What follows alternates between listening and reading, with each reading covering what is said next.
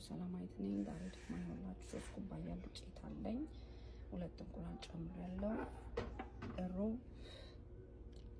ኩባያ ዘይት በዚህ ሩብ ኩባያ ነው ያደረኩት።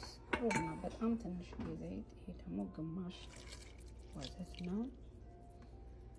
ምን ይመስላል? 1 ማንኪያ ቫኒላ ጨምሬያለሁ። 1 ማንኪያ ቤኪንግ ፓውደር ጨምሬያለሁ። በቃ እነዚህን አድርጌ አብኩቼ ይቀመጣል። ከዛ ከ40 ደቂቃ በኋላ ሚስካውት ይሁት እንዴት እንደሚላላ ውሃ ይገባበት።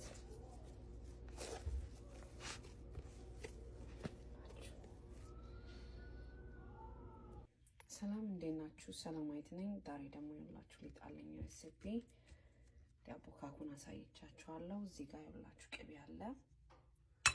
ደግሞ ይሄንን በመጨመር ነው የምጠቀመው። ውስጡ በደንብ ይዩት። እዚህ ጋር ደግሞ እንቁላል አለ መጨረሻ ላይ ከላይ የምቀባው።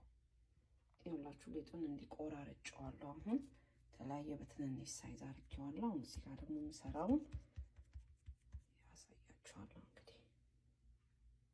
በተለያየ ቅርጽ አድርጌ ያው ክራሶ ቅርጽ ነው።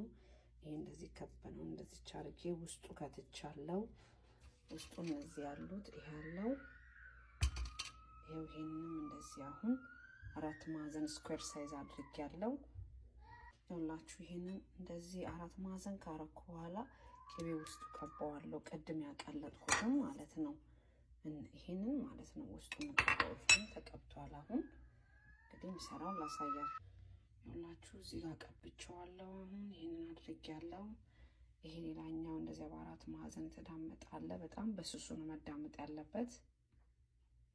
ቀጣዩን በሂደት አሳያችኋለሁ። ቪዲዮ ይሄን ይመስላል። ውስጥ ኦቨን ውስጥ ገብቶ እየበሰለ ነው።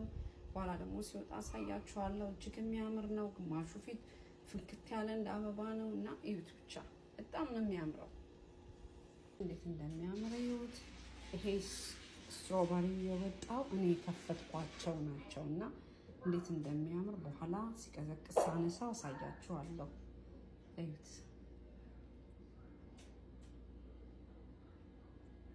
ይሄ ትኩስ ነው በጣም። በኋላ ሲቀዘቅዝ አሳያችኋለሁ። ይኸውላችሁ ስኳር ደቃቅ ስኳር ነስንሼበት ነው። እንዴት እንደሚያምር እንዴት እንደሚጣፍጥ አትጠይቁኝ። ይኸውላችሁ ቂጥ አሳያችሁ። ይኸውላችሁ እንዴት እንደሚያምርና ሞክሩት። በጣም ብስኩት ነገር ነው። እጅግ በጣም ይጣፍጣል። ሞክሩት። ቀላል ነው።